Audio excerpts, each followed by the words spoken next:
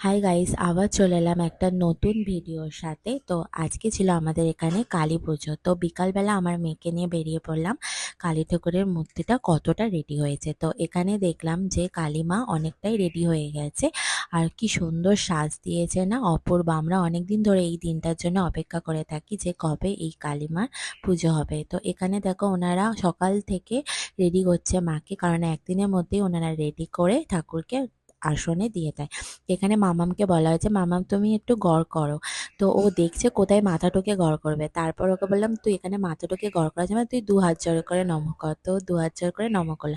তারপর মামামকে নিয়ে একটুখানি চলে গেলাম প্যান্ডেলের দিকে। তো এখানে এসে দেখছি কত বক্স দিয়েছে পরের দিনে ফাংশন হবে বলে, সেটাও আমি তোমাদের সাথে শেয়ার করবো। আর এখানে দেখো যজ্ঞ রেডি করছে ঠাকুর মশাই, এত সুন্দর যজ্ঞটা রেডি করেছে, দারুণ।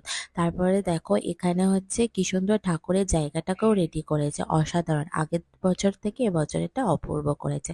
তারপর দেখো এখানে মামাম গানের তালে তালে কত সুন্দরভাবে নাচছে। আগের বছর ও আমার কোলে কোলে ঘুরেছে, আর এবছর ও নিজেই এনজয় করছে হাঁটতে শিখে। কত বড় হয়ে গেলি রে মাম্মা দেখতে দেখতে। চলো মাম্মামের নাচ দেখতে।